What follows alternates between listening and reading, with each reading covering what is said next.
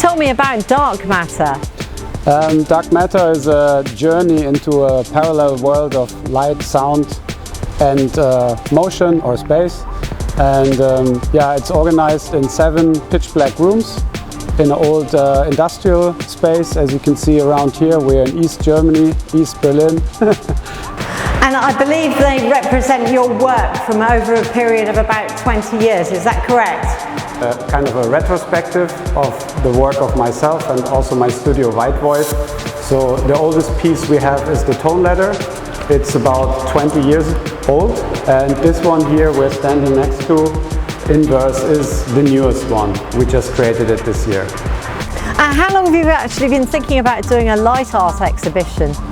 We were thinking about doing such an exhibition on our own for the last maybe 4 or 5 years, because we had a lot of experience with our large-scale light shows that we were also touring worldwide all over. And we realized that when people had heard about it and the masses started to come, a lot of people came, we had always to shut it down because we just had limited time of mostly like 30 days, something like that. So we were thinking it would be nice to have something more permanent and be able to show it to more people. And yeah, this is the result of it. Yeah, about 4 years in the planning now. 3 years ago we found this location. It's an old factory building. It's 3 factory buildings, and then we were renovating it over the last 1.5 to 2 years, and we started now 4 months ago with the exhibition. Tell me a little bit about this area of Berlin. I think it's quite special to you. This area here is Lichtenberg. This is also where I have my light studio, and Lichtenberg in German means light mountain, so it's a very funny coincidence that we work with light. So we always say Licht aus Lichtenberg, light from Lichtenberg is what we're doing, and we were super happy to find this old industrial space in the middle of other industrial area of East Berlin. There's a power plant right next to us. It's our neighbor. You see the tubes here on top.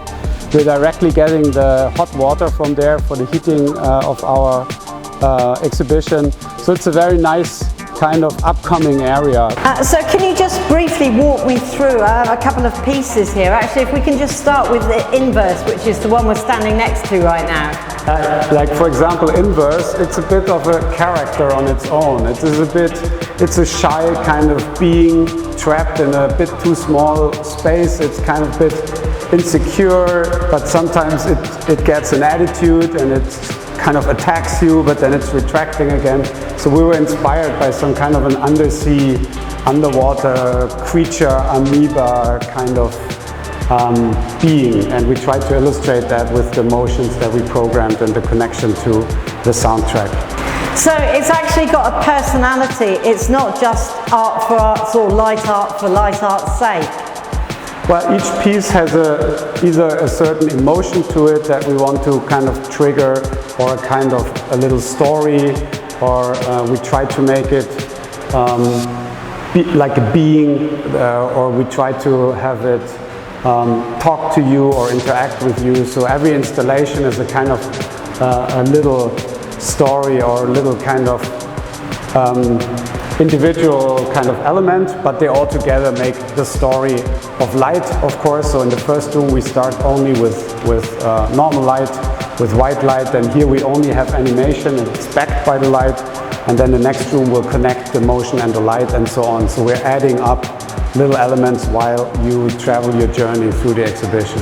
And how about Bonfire? Bonfire is a huge fire imitation, basically. It's simulating a fire, so it has flames, it has smoke, it crackles, it gives you the impression of even emanating heat, and yeah, it's kind of it plays with your senses. It makes you look into it like it would be a real fire forever, but we're just turning on and off LEDs basically, and it's very simple technology. But it kind of evokes the feeling of sitting around the fire with friends in a forest, and this kind of playing with this longing that we have on one side for being in nature and on the other side kind of building more and more technology that separates us from nature, and this is kind of bringing both of these things together. Let's talk about a couple of the others. How about Polygon Playground? Polygon Playground is a large-scale interactive installation. It's projection mapped. It's an object that reacts to your interactions. You can walk on it, you can sit on it. It reacts to touch, it reacts to your presence.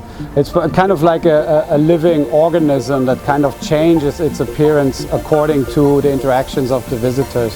And it's also connected to a 3D sound system. We have a soundtrack that is also real-time interactive, so the sound is following you around the piece. And yeah, I hope it's an overall kind of fun playground for children, but also for adults.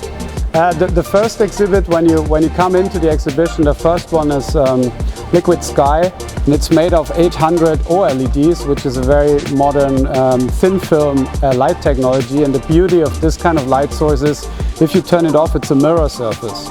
So it's the only light source that's beautiful, even if you turn it off. And we play with this on and off between mirrors and lights in that space, and it kind of evokes the feeling of a kind of cloud, ceiling, water surface above your head, and it's mirrored on all sides, so you have this kind of endless repetition effect to it, and you kind of get lost in a sky of light. How about Grid? Grid is an installation that I created with Robert Henke, also known for being one of the creators of Ableton Live, and he's a very talented musician and electronic music composer, and I think we created it the first time around 2007, the first version of it, to say, because this is already like the fourth or fifth version, and of course we are working on it all the time, and we're improving the connection between the light and the sound, and also we have a very fantastic 3D sound system in here, and Grid is kind of also a series of kind of tableaus, so to say. So kind of sometimes it looks like something and then it dissolves into something else, or it looks like a spaceship is coming down. There's different associations that people might have with it, and it's kind of a 35-minute story that we're telling. Talking about kinetic lights, and this is also a nice showcase for some of your products, isn't it? I mean, Dark Matter is, on one hand, it's a public exhibition, but on the other hand, it's a laboratory and experimental space for our own products. So almost each of the spaces features one of the Kinetic Lights products, the small winches, the bigger winches, the light elements, the tubes. So we are also producing and creating those machines, and we specifically changed some of them and also designed new ones for this exhibition, and it gives us the possibility to test them permanently. It's a 10-hour run they have every single day, which is very unusual for event technology. Normally you just put it up for a night or for a touring event, but we have it running almost like every day of the week and for a very long time. So it's a very good permanent testing also to see the quality and the durability and the precision of the products over time. Do you have a favourite piece, or they're all memorable in their own right to you? I don't have a favorite piece, because each of the pieces was my favorite piece in a certain time. So the tone ladder, when I created it 20 years ago, it was still in art school here in Berlin, and it was the first piece that triggered that I can use my own technology as an input or output device to a computer. So this was the kind of initial understanding what I can do in terms of using technology to express my own emotions, to trigger emotions in people. And all the other installations were created within 3 or 5 year steps from then on, up to this one, which is the one from my favorite from this year, obviously. So each of the installations is a favorite of myself from a certain time of the history of myself and my studio White Void. And I hear it's been a huge success. Yeah, we were basically overrun by the public. We were not so sure, because this location is a bit off. It's not like in the center of Berlin. You have to specifically travel here to come and see it. Also, because we have all these restrictions during Corona, we have to keep a certain distance between the people. We can only have a certain amount of people in one space at the same time. So it's really complicated to control all this. But even with those restrictions, we managed to have a very big success and a lot of people coming here and enjoying the piece. Then we needed to get find technicians and to find a rhythm, how to keep this all running all the time. There's a lot of technology involved. So we struggled with the success of the exhibition in the beginning, but I think now we're kind of finding the rhythm, and it's still sold out from the first day until today.